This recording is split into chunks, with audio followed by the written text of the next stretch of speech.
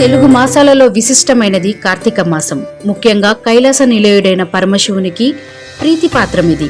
ఆధ్యాత్మిక పరంగా ఆరోగ్యప్రదమైన మాసం. ఈ మాసంలో సోమవారం నాడు ఉపవాసం చేసి రాత్రి నక్షత్ర దర్శనం చేసి భోజనం చేస్తారు. తద్వారా అష్టైశ్వర్య ప్రాప్తి కలుగుతుందని ధర్మసింధు గ్రంథం తెలుపుతుంది. ఈ మాసంలో ప్రతిరోజు పర్వదినమే అయినప్పటికీ కొన్ని ముఖ్యమైన పర్వదినాలు మరింత ఫలప్రదమైనవి.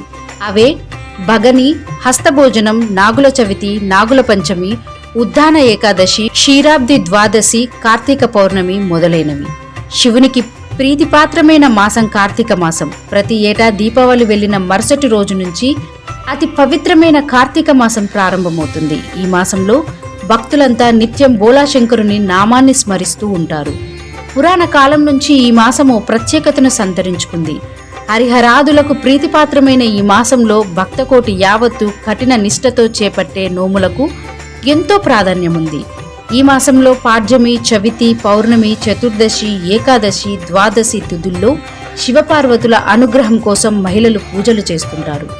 మన భారతీయ సంస్కృతిలో కార్తీక మాసం వచ్చిందంటే ఆ నెల రోజులు పండగ దినాలే. అందులోనూ కార్తీక మాసం ఈశ్వరారాధనకు చాలా ముఖ్యమైనది. దేశం నలుమూలలో ఉన్న వివిధ ఆలయాలలో రుద్రాభిషేకాలు, రుద్రపూజ, 1,00,000 బిల్వ దళాలతో పూజలు, అమ్మవారికి 1,00,000 కుంకుమార్చనలు విశేషంగా జరుపుతూ ఉంటారు. అలా విశేషార్చనలు జరిపే భక్తులకు సదాశివుడు ప్రసన్నుడై కొంగు బంగారంలా సంతోషం కలిగిస్తాడు. కాబట్టి ఆ స్వామికి ఆశుతోషుడు అనే బిరుదు వచ్చింది.